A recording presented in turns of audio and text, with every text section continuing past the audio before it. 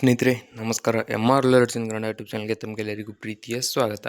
ನೋಡಿ, ಇವತ್ತಿನ ಈ ಒಂದು ವಿಡಿಯೋದಲ್ಲಿ ನಾನು ನಿಮಗೇನು ತಿಳಿಸ್ಕೊಡ್ತಾ ಇದ್ದೀನಿ ಅಂತಂದರೆ, ಎಲ್ಲ ಎಸ್ಎಮ್ಗಳಲ್ಲಿ ಒಂದು ಬದಲಾವಣೆಯನ್ನು ಮಾಡಿದರೆ, ಅಂದರೆ ಒಂದು ಹೊಸ ಅಪ್ಡೇಟನ್ನು ಮಾಡಿದರೆ, ಆ ಒಂದು ಅಪ್ಡೇಟ್ ಏನಿರ್ಬೋದು ಮತ್ತು ಈಗ ಏನು 2975 ಹುದ್ದೆಗಳ ಒಂದು ನೋಟಿಫಿಕೇಷನ್ ನಡೀತಾ ಇದೆ, ಅಂದರೆ ಪ್ರೊಸೆಸಿಂಗ್ ಆಯ್ಕೆ ಪ್ರಕ್ರಿಯೆ ನಡೀತಾ ಇದೆ. ಅದಕ್ಕೂ ಕೂಡ ಇದು ಅಪ್ಲೈ ಆಗುತ್ತಾ ಅದನ್ನು ಕೂಡ ಇದೇ ವಿಡಿಯೋದಲ್ಲಿ ಹೇಳ್ತೀನಿ. ಮತ್ತು ಆಯ್ಕೆಯಾದಂಥ ಅಭ್ಯರ್ಥಿಗಳಿಗೆ ಈ ಒಂದು ವಿಡಿಯೋ ಏನಪ್ಪ ಅಂದರೆ ಮಿಸ್ ಮಾಡದೆ ನೀವು ನೋಡಲೇಬೇಕಾಗತ್ತೆ. ಇಲ್ಲಿ ತುಂಬ ಮಾಹಿತಿಯನ್ನು ಕೊಟ್ಟಿದ್ದಾರೆ. ಈ ಒಂದು ಇಂಪಾರ್ಟೆಂಟ್ ಮಾಹಿತಿಯನ್ನು ನೀವು ತಿಳ್ಕೊಂಡ್ರೆ ಮಾತ್ರ ನೀವು ಯಾವ ಒಂದು ಎಸ್ಕಾಮ್ ಅಂದರೆ ಸೆಸ್ಕಾಮ್ ಆಗಿರ್ಬೋದು, ಜೆಸ್ಕಾಮ್ ಆಗಿರ್ಬೋದು, ಎಲ್ಲಿ ನೀವು ಅಪ್ಲಿಕೇಶನ್ ಹಾಕಿರ್ತೀರ ಅದರ ಒಂದು ಮಾಹಿತಿ ನಿಮಗೆ ತಿಳಿಯುತ್ತೆ. ಸೊ ನೋಡಿ, ಈ ಒಂದು ವಿಡಿಯೋದಲ್ಲಿ ನಿಮ್ಗೆ ಏನಾದರೂ ಡೌಟ್ ಇದ್ದರೆ ನೀವು ಕಮೆಂಟ್ ಮಾಡಿ ಸಂಪೂರ್ಣ ಮಾಹಿತಿಯನ್ನು ಪಡ್ಕೋಬೋದು. ಹಾಗೆ ನೋಡಿ, ಈ ವಿಡಿಯೋ ಇಷ್ಟ ಆದರೆ ಲೈಕ್ ಮಾಡಿ, ಮತ್ತು ನೀವು ನಮ್ಮ ಚಾನಲ್ಗೆ ಸಬ್ಸ್ಕ್ರೈಬ್ ಆಗಿಲ್ಲ ಅಂದರೆ ಸಬ್ಸ್ಕ್ರೈಬ್ ಆಗಿ, ಪಕ್ಕದಲ್ಲಿರುವಂಥ ಬೆಲ್ ಐಕನ್ ಕ್ಲಿಕ್ ಮಾಡಿ ಆಲ್ ಅಂತ ಸೆಲೆಕ್ಟ್ ಮಾಡಿ. ಯಾಕಂತಂದರೆ ಮುಂದೆ ನಾವು ಯಾವುದೇ ವಿಡಿಯೋ ಬಿಟ್ಟರೆ ನಿಮಗೆ ತಟ್ ಅಂತ ನೋಟಿಫಿಕೇಶನ್ ಬರುತ್ತೆ. ಹಾಗೆ ಇದೇ ವಿಡಿಯೋ ಕೆಳಗಡೆ ಡಿಸ್ಕ್ರಿಪ್ಷನ್ನಲ್ಲಿ ವಾಟ್ಸಪ್ ಚಾನಲ್ ಲಿಂಕ್ ಮತ್ತು ಟೆಲಿಗ್ರಾಮ್ ಚಾನಲ್ ಲಿಂಕ್, ಟೆಲಿಗ್ರಾಮನ್ನು ಏನಪ್ಪ ಅಂದರೆ KPTCL ಹುದ್ದೆಯ ಸಲುವಾಗಿಯೇ ಸಪ್ರೇಟಾಗಿ ಮಾಡಿದ್ದೀವಿ. ಅದರ ಮೇಲೆ ಕ್ಲಿಕ್ ಮಾಡಿ ಜಾಯ್ನ್ ಆಗಿ. ಅದರಲ್ಲಿ ನಿಮಗೆ ಎಲ್ಲ ಲೇಟೆಸ್ಟ್ ಮಾಹಿತಿ ಸಿಗ್ತಾ ಇರುತ್ತೆ. ಈಗ ನೋಡ್ತಾ ಹೋಗೋಣ ಏನು ಒಂದು ಎಸ್ಕಾಮ್ಗಳಲ್ಲಿ ಅಪ್ಡೇಟ್ ಆಗಿದೆ ಅಂತ. ನೋಡಿ, ಎಲ್ಲ ಎಸ್ಕಾಮ್ಗಳಲ್ಲಿ ಒಂದೇ ದಿನ ಲೈನ್ಮ್ಯಾನ್ ನೇಮಕ ಅಂತ ಕೊಟ್ಟಿದ್ದಾರೆ. ಇದರ ನಂತರ ನೋಡಿ, ಅಭ್ಯರ್ಥಿ ಹಲವು ಎಸ್ಕಾಮ್ಗಳಿಗೆ ಅರ್ಜಿ ಸಲ್ಲಿಸುವುದನ್ನು ತಪ್ಪಿಸಲು ಕ್ರಮ. ಈಗ ನೋಡಿ, ಒಟ್ಟು ಏನಪ್ಪ ಅಂದರೆ KPTCL ಹಿಡಿದು ಉಳಿದ 5 ಏನು ಅಂದರೆ KPTCL ಆಗಿರ್ಬೋದು, ಸೆಸ್ಕಾಮ್ ಅಂದರೆ ಚಾಮುಂಡೇಶ್ವರಿ, ಹಾಗೆ ಮೆಸ್ಕಾಮ್ ಅಂದರೆ ಮಂಗಳೂರು, ಬೆಸ್ಕಾಮ್ ಅಂದರೆ ಬೆಂಗಳೂರು, ಹೆಸ್ಕಾಮ್ ಅಂದರೆ ಹುಬ್ಬಳ್ಳಿ, ಈ ರೀತಿಯಾಗಿ ಏನು 6 ನಿಗಮಗಳಿಂದ 2900 KPTCL ಹುದ್ದೆಗಳನ್ನು ಕನ್ಫರ್ಮ್ ಮಾಡಿದರು. ಅದಕ್ಕೆ ನೋಡಿ, ಸಾಕಷ್ಟು ಅಭ್ಯರ್ಥಿಗಳು ಏನು ಮಾಡಿದ್ದಾರೆ ಅಂತಂದರೆ ಎಲ್ಲ ನಿಗಮಗಳಿಗೂ ಅಪ್ಲಿಕೇಶನ್ ಹಾಕಿದರು. ಅಂದರೆ 6 ನಿಗಮಗಳಿಗೂ ಅಪ್ಲಿಕೇಶನ್ ಹಾಕಿದರು. ಅವುಗಳನ್ನು ತಪ್ಪಿಸಲಿಕ್ಕೆ ಏನಪ್ಪ ಅಂದರೆ ಇಲ್ಲಿ ಒಂದು ಅರ್ಜಿ ಸಲ್ಲಿಸುವುದನ್ನು ತಪ್ಪಿಸಲು ಕ್ರಮವನ್ನು ಕೈಗೊಂಡಿದ್ದಾರೆ. ಅಂದರೆ ಕೇವಲ ಒಬ್ಬ ಅಭ್ಯರ್ಥಿ ಏನಪ್ಪ ಅಂದರೆ ಒಂದೇ ನಿಗಮಕ್ಕೆ, ಯಾವುದಾದ್ರೂ ಒಂದು ನಿಗಮ, ಅಂದರೆ ನೀವು ಬೆಸ್ಕಾಮ್ನಲ್ಲಿ ಕೆಲಸ ಮಾಡುವ ಆಸೆ ಇದ್ದರೆ ನೀವು ಬೆಸ್ಕಾಮ್ಗೆ ಅಪ್ಲಿಕೇಶನ್ ಹಾಕಬೇಕು. ನೀವು ಹುಬ್ಬಳ್ಳಿಯಲ್ಲಿ ಕೆಲಸ ಮಾಡುವ ಆಸೆ ಇದ್ದರೆ ನೀವು ಹೆಸ್ಕಾಮ್ ಏನಪ್ಪ ಅಂದರೆ ನಿಗಮಕ್ಕೆ ಅಪ್ಲಿಕೇಶನ್ ಹಾಕಬೇಕು. ಕೇವಲ ಒಂದು ಅರ್ಜಿಯನ್ನು ಮಾತ್ರ ಸಲ್ಲಿಸಬೇಕೆಂದು ಇಲ್ಲಿ ಏನಪ್ಪ ಅಂದರೆ ಕ್ರಮವನ್ನು ಕೈಗೊಂಡಿದ್ದಾರೆ. ಹಾಗೆ ಎರಡನೇದಾಗಿ ನೋಡಿ, ಒಮ್ಮೆ ನೇಮಕವಾದ ಹುದ್ದೆಗೆಯೂ 7 ವರ್ಷ ವರ್ಗವಾಗುವಂತಿಲ್ಲ. ಅಂದರೆ ನೋಡಿ, ಈಗ ಲೈನ್ಮ್ಯಾನ್ ಅಂದರೆ KPTCLನಿಂದ ಪವರ್ ಮ್ಯಾನ್ ಅಥವಾ ಜೂನಿಯರ್ ಸ್ಟೇಷನ್ ಅಟೆಂಡೆಂಟ್ ಏನು ಆಯ್ಕೆ ಆಗಿರ್ತಾರೆ ಜೂನಿಯರ್ ಪವರ್ ಮ್ಯಾನ್ ಆಗಿ, ಈ ಒಂದು ಹುದ್ದೆಗೆಯೂ 7 ವರ್ಷ ವರ್ಗಾವಣೆ ಆಗುವಂತಿಲ್ಲ. ಈಗ ನೀವು ಏನಪ್ಪ ಅಂದರೆ ಸೆಸ್ಕಾಮ್ ಆಗಿರ್ಬೋದು, ಯಾವುದೇ ಮೆಸ್ಕಾಮ್ ಹಾಗೆ ಬೆಸ್ಕಾಮ್ ಎಲ್ಲಿಯಾದರೂ ನೀವು ಆಯ್ಕೆ ಆಗಿರ್ತೀರ ಅಂತ ಇಟ್ಕೊಳ್ಳಿ. ಅಲ್ಲಿ ನೀವು ಏನಪ್ಪ ಅಂದರೆ ಕಡ್ಡಾಯವಾಗಿ 7 ವರ್ಷ ಕೆಲಸವನ್ನು ನಿರ್ವಹಿಸಲೇಬೇಕು. ಯಾವುದೇ ರೀತಿ ಅಂದರೆ ಮೊದಲಾಗಿತ್ತಂತಂದರೆ ನೀವು ಸೆಸ್ಕಾಮ್ಗೆ ಆಯ್ಕೆ ಆಗಿರ್ತೀರ, ನೀವು ಬೆಸ್ಕಾಮ್ಗೆ ವರ್ಗಾವಣೆ ಬೇಕಂತಂದರೆ ಆಗಿಂದಾಗಲೇ ನಿಮಗೆ ವರ್ಗಾವಣೆ ಕೊಡ್ತಿದ್ರು. ಆದರೆ ಈಗ ಹಾಗೆ ಇಲ್ಲ, ಒಂದು ಅಪ್ಡೇಟನ್ನು ಮಾಡಿದ್ದಾರೆ. ಒಮ್ಮೆ ನೇಮಕವಾದ ಹುದ್ದೆಗೆಯೂ ಏನಪ್ಪ ಅಂದರೆ 7 ವರ್ಷ ವರ್ಗಾವಣೆ ಆಗುವಂತಿಲ್ಲ ಅಂತ ಏನಪ್ಪ ಅಂದರೆ ಕ್ರಮವನ್ನು ಕೈಗೊಂಡಿದ್ದಾರೆ. ಸೊ ಏನಪ್ಪ ಅಂದರೆ ಈಗ 2975 KPTCL ಹುದ್ದೆಗಳಿಗೆ ಏನೋ ಆಯ್ಕೆ ಪ್ರಕ್ರಿಯೆ ನಡೀತಾ ಇದೆ. ಯಾರ್ಯಾರು ಆಯ್ಕೆಯಾಗಿದ್ದೀರಾ ಅಂಥವ್ರಿಗೆ ಕೂಡ ಇದು ಒಂದು ಅನ್ವಯವಾಗುತ್ತೆ. ಸೊ ಈ ಒಂದು ಅಪ್ಡೇಟನ್ನು ಕರೆಕ್ಟಾಗಿ ಏನಪ್ಪ ಅಂದರೆ ನೆನಪಿಟ್ಕೊಳ್ಳಿ. ಹಾಗೆ ಇಲ್ಲಿ ಕೊಟ್ಟಿದ್ದಾರೆ ನೋಡಿ, ಪ್ರಸ್ತಕ ನೇಮಕಾತಿ ನಡೆಯುತ್ತಿರುವ 3000 ಹುದ್ದೆಗಳಿಗೆ ಇದು ಅನ್ವಯ. ಇಲ್ಲಿ ತೋರಿಸ್ತೀನಿ ನೋಡಿ, ಪ್ರಸ್ತಕ ಅಂದರೆ ಏನು 2975 ಹುದ್ದೆಗಳನ್ನು ಏನು ಇದು ನಡೀತಾ ಇದೆ ಆಯ್ಕೆ ಪ್ರಕ್ರಿಯೆ, ಅದರ ಒಂದು ಏನಪ್ಪ ಅಂದರೆ 3000 ಹುದ್ದೆಗಳಿಗೆ ಕೂಡ ಈ ಒಂದು ಅಪ್ಡೇಟ್ ಅನ್ವಯವಾಗುತ್ತೆ ಅಂತ ಕೊಟ್ಟಿದ್ದಾರೆ. ಸೊ ಏನಪ್ಪ ಅಂದರೆ ಯಾರ್ಯಾರು ಆಯ್ಕೆಯಾಗಿದ್ದಾರೆ ಇದೊಂದು ತಲೆಯಲ್ಲಿ ಇಟ್ಕೊಂಡು ಏನಪ್ಪ ಅಂದರೆ ನೀವು ಕೆಲಸವನ್ನು ನಿರ್ವಹಿಸಬೇಕಾಗತ್ತೆ. ಹಾಗೆ ಲೈನ್ಮ್ಯಾನ್ಗಳ ಕೊರತೆ ಹಾಗೂ ಅಧಿಕ ವರ್ಗಾವಣೆ ತಡೆಗೆ ಈ ಒಂದು ನಿಯಮವನ್ನು ಕೈಗೊಂಡಿದ್ದಾರೆ.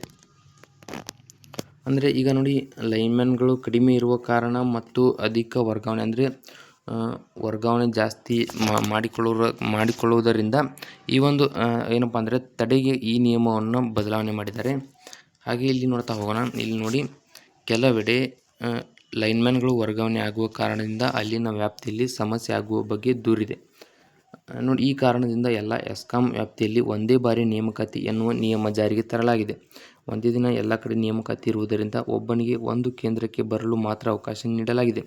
ಈಗ ಇನ್ನು 2975 ಹುದ್ದೆಗಳನ್ನು ಕಾಲ್ಫರ್ ಮಾಡಿದ್ದಾರೆ. ಆದರೆ ಅದರಲ್ಲಿ ಒಂದಿಷ್ಟು ಏನಪ್ಪ ಅಂದರೆ ತಾತ್ಕಾಲಿಕ ಆಯ್ಕೆ ಪಟ್ಟಿಯನ್ನು ಬಿಡುಗಡೆ ಮಾಡಿದ್ದಾರೆ, ಒಂದಿಷ್ಟು ಫೈನಲ್ ಮೆರಿಟನ್ನು ಬಿಡುಗಡೆ ಮಾಡಿದ್ದಾರೆ. ಆದರೆ ಕೆಲವೊಂದಿಷ್ಟು ಎಸ್ಕಾಮ್ಗಳಿಂದ ಯಾವುದೇ ತಾತ್ಕಾಲಿಕ ಆಗಿರ್ಬೋದು, ಫೈನಲ್ ಮೆರಿಟ್ ಆಗಿರ್ಬೋದು, ಯಾವುದೇ ರಿಸಲ್ಟ್ ಕೂಡ ಬಂದಿಲ್ಲ. ಅದು ಬಂದ ನಂತರ ಎಲ್ಲ 5 ಎಸ್ಕಾಮ್ಗಳನ್ನು ಕೂಡಿಸಿ ಒಂದೇ ದಿನ ಏನಪ್ಪ ಅಂದರೆ ಎಲ್ಲ ಕಡೆ ನೇಮಕಾತಿ ಇರುವುದರಿಂದ ಒಬ್ಬನಿಗೆ ಒಂದು ಕೇಂದ್ರಕ್ಕೆ ಬರಲು ಮಾತ್ರ ಅವಕಾಶವನ್ನು ಕೊಟ್ಟಿದ್ದಾರೆ. ಕರೆಕ್ಟಾಗಿ ಅಪ್ಡೇಟ್ ಮಾಡ್ಕೊಳ್ಳಿ ನೋಡಿ, ಯಾವುದೇ ರೀತಿ ಏನಪ್ಪ ಅಂದರೆ ಕನ್ಫ್ಯೂಷನ್ ಮಾಡ್ಕೊಳ್ಳೋಕೆ ಹೋಗಬೇಡಿ. ಇಲ್ಲಿ ಇನ್ನೊಂದು ಅಪ್ಡೇಟ್ ಇದೆ ನೋಡಿ, ಲೈನ್ಮ್ಯಾನ್ಗಳ ಕೊರತೆ. ಮೆಸ್ಕಾಂ ವ್ಯಾಪ್ತಿಯಲ್ಲಿ 5,000 ಲೈನ್ಮ್ಯಾನ್ ಹುದ್ದೆ ಇದ್ದು ಇದರಲ್ಲಿ 2,500 ಮಂದಿ ಮಾತ್ರ ಕರ್ತವ್ಯದಲ್ಲಿದ್ದಾರೆ. ಉಳಿದ ಹುದ್ದೆಗಳು ಖಾಲಿ ಇವೆ. ಲೈನ್ಮ್ಯಾನ್ ಕೊರತೆ ಆದರೆ ಅದರ ಸುಗಮ ಕರ್ತವ್ಯ ನಿರ್ವಹಣೆ ಸಾಧ್ಯವಾಗುವುದಿಲ್ಲ. ನೋಡಿ, ಮೆಸ್ಕಾಂನಲ್ಲಿ ನೇಮಕವಾಗಿದ್ದ ಹಲವಾರು ಹೊರ ಜಿಲ್ಲೆಯ ಲೈನ್ಮ್ಯಾನ್ಗಳು ವಿವಿಧ ಕಾರಣ ನೀಡಿ ವರ್ಗಾವಣೆಯಾಗುತ್ತಿದ್ದಾರೆ. ಜನತೆ ಏನಪ್ಪ ಅಂದರೆ ಜತೆಗೆ ಸ್ಥಳೀಯರಿಗೆ ಜಾಗೃತಿ ಇಲ್ಲದೆ ಲೈನ್ಮ್ಯಾನ್ ಸಮಸ್ಯೆ ಬಹಳಷ್ಟು ಕಾಡುತ್ತಿದೆ. ಪ್ರತ್ಯೇಕವಾಗಿ ನೇಮಕಾತಿ ನಡೆಸಲು ಕಾನೂನಿನಲ್ಲಿ ಅವಕಾಶ ಇಲ್ಲ. ಹೀಗಾಗಿ ಇಂಧನ ಇಲಾಖೆ ಹೊಸ ನಿಯಮ ಜಾರಿಗೆ ಮುಂದಾಗಿದೆ ಎನ್ನುತ್ತಾರೆ ಮೆಸ್ಕಾಂ ಅಧ್ಯಕ್ಷ ಹರೀಶ್ ಕುಮಾರ್ ಅವರು.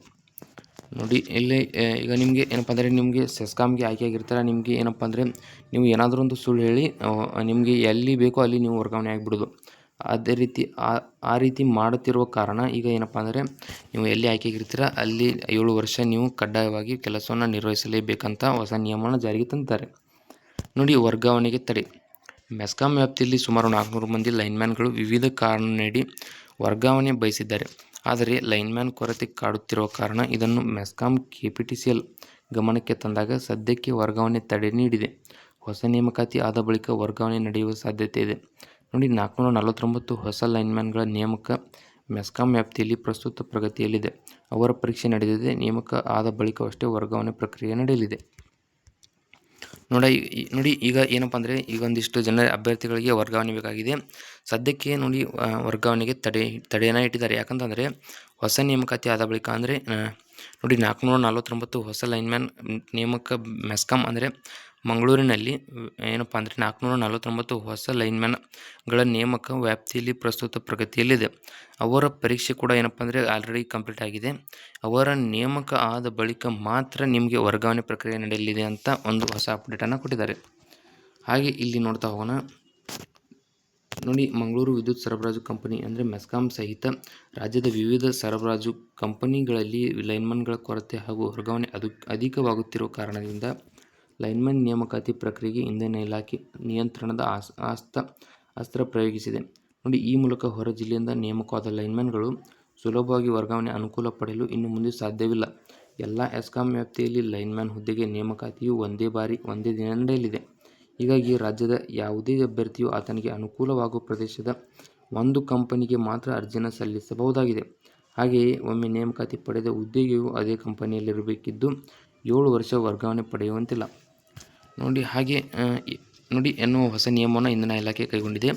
ಪ್ರಸ್ತುತ ಇದೇ ನಿಯಮದ ಪ್ರಕಾರ ನೇಮಕಾತಿ ನಡೆಯುತ್ತಿದ್ದು ಮುಂದಿನ ಕೆಲವೇ ತಿಂಗಳಲ್ಲಿ ಸುಮಾರು 3,000 ಲೈನ್ಮನ್ಗಳ ನೇಮಕವಾಗಲಿದೆ. ಈ ಪೈಕಿ ಬೆಸ್ಕಾಂ ವ್ಯಾಪ್ತಿಗೆ ಸುಮಾರು 900, ಚೆಸ್ಕಾಂ 300, ಹೆಸ್ಕಾಂ 560, ಮೆಸ್ಕಾಂ 449 ಹಾಗೆ ಜೆಸ್ಕಾಂ 40 ಅಂದಾಜು ಲೈನ್ಮನ್ಗಳ ನೇಮಕವಾಗಲಿದೆ. ಯಾಕೆ ಈ ಕ್ರಮವನ್ನು ಕೈಗೊಂಡಿದ್ದಾರೆ ಅಂತ ನೋಡ್ತಾ ಹೋಗಿ, ರಾಜ್ಯದ ವಿವಿಧ ವಿದ್ಯುತ್ ಸರಬರಾಜು ಕಂಪನಿಗಳಲ್ಲಿ ನೇಮಕಾತಿ ನಡೆಯುವ ಇತರ ಜಿಲ್ಲೆಗಳ ಲೈನ್ಮನ್ಗಳು ಕೊಂಚ ವರ್ಷ ಅಲ್ಲಿಯೇ ಕೆಲಸ ಮಾಡುತ್ತಾರೆ. ಬಳಿಕ ಜನಪ್ರತಿನಿಧಿಗಳ ಅಥವಾ ಅಧಿಕಾರಿಗಳ ಪ್ರಭಾವ ಬಳಸಿ ಸ್ವಂತ ಊರಿಗೆ ವರ್ಗಾವಣೆ ಪಡೆದುಕೊಳ್ಳುತ್ತಾರೆ. ಆ ವೇಳೆ ಕೆಲವು ವಿದ್ಯುತ್ ಸರಬರಾಜು ಕಂಪನಿಗಳಲ್ಲಿ ಲೈನ್ಮ್ಯಾನ್ ಕೊರತೆ ಎದುರಾಗುತ್ತದೆ. ಅದರಲ್ಲಿಯೂ ಮಂಗಳೂರು ಮೆಸ್ಕಾಂ ಹಾಗೂ ಮೈಸೂರು ಜೆಸ್ಕಾಂ ಕಂಪನಿಯಲ್ಲಿ ಕೆಲಸ ಮಾಡುವ ಹೊರ ಜಿಲ್ಲೆಯ ಲೈನ್ಮ್ಯಾನ್ಗಳು ಹೆಚ್ಚು ವರ್ಗಾವಣೆ ಪಡೆದ ಕಾರಣದಿಂದ ಇಲ್ಲಿ ವಿದ್ಯುತ್ ಸರಬರಾಜು ವ್ಯವಸ್ಥೆಯಲ್ಲಿ ಸಮಸ್ಯೆ ಉಂಟಾಗುತ್ತಿದೆ. ಈ ಕಾರಣದಿಂದ ನೇಮಕಾತಿ ಪ್ರಕ್ರಿಯೆಯನ್ನೇ ಬಿಗಿಗೊಳಿಸಲು ಇಂಧನ ಇಲಾಖೆ ಮುಂದಾಗಿದೆ. ಈಗ ನೋಡಿ, ಈ ರೀತಿಯಾಗಿ ಒಂದು ಅಪ್ಡೇಟ್ ಮಾಡಿದ್ದಾರೆ. ಹಾಗೆ ಇಲ್ಲಿವರೆಗೂ ಹೇಗಿತ್ತಂತ ನೋಡೋದಂದರೆ ನೋಡಿ, ಮೆಸ್ಕಾಂ, ಬೆಸ್ಕಾಂ, ಚೆಸ್ಕಾಂ ಸಹಿತ ವಿವಿಧ ಕಂಪನಿಗಳಲ್ಲಿ ಪ್ರತ್ಯೇಕ ದಿನಗಳಂದು ಲೈನ್ಮ್ಯಾನ್ ನೇಮಕ ನಡೆಯುತ್ತಿತ್ತು. ಈ ವೇಳೆ ಮಂಗಳೂರು ಸೇರಿ ಹೊರ ಜಿಲ್ಲೆಯವರು ಅರ್ಜಿ ಹಾಕಬಹುದಿತ್ತು. ಕೆಲಸ ಸಿಕ್ಕಿದ ಬಳಿಕ ಬೇರೆ ಕಂಪನಿಗೆ ವರ್ಗಾವಣೆ ಆಗಬಹುದಿತ್ತು. ಈ ರೀತಿಯಾಗಿ ಮೊದಲಿತ್ತು. ಆದರೆ ಈಗ ಹೊಸ ನಿಯಮವನ್ನು ಜಾರಿಗೊಳಿಸಿದ್ದಾರೆ. ಅದನ್ನು ಕೂಡ ನಿಮಗೆ ಈಗ ಹೇಳಿದೆ.